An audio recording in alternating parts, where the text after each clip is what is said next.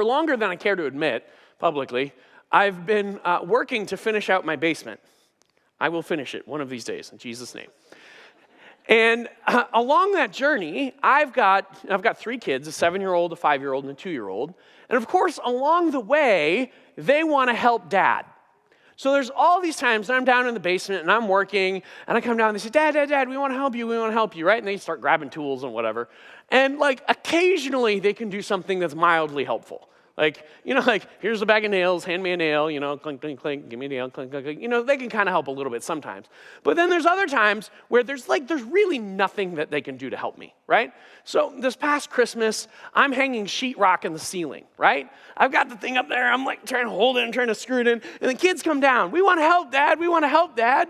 And I'm like, there is nothing that a 7-year-old can do that can help me hang the sheetrock in the ceiling. Like, the best thing you can do right now is to go away, stay out of here and let me finish this, right? That's the best thing you could do. And we can think like that with respect to God. Like God's got his big God job. And if we are like, God, we want to help, God, we want to help, we're like a bunch of toddlers that are just getting in the way. And the best thing we could do is just stay away from God and let him do his God stuff.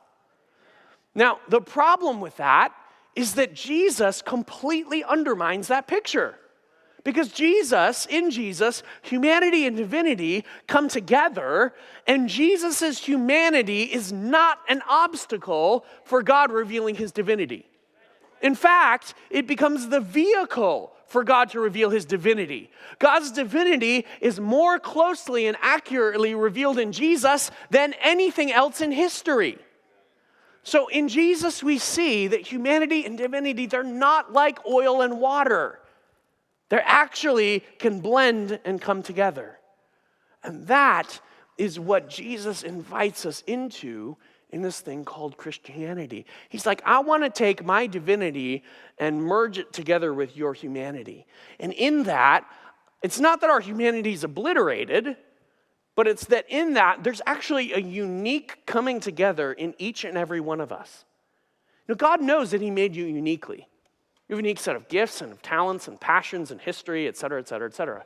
And so that merging is absolutely unique for each and every one of us.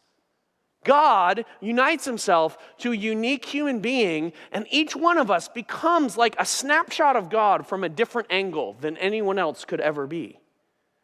And in that, we wind up revealing something new, something different, something that the world needs to see about who God is.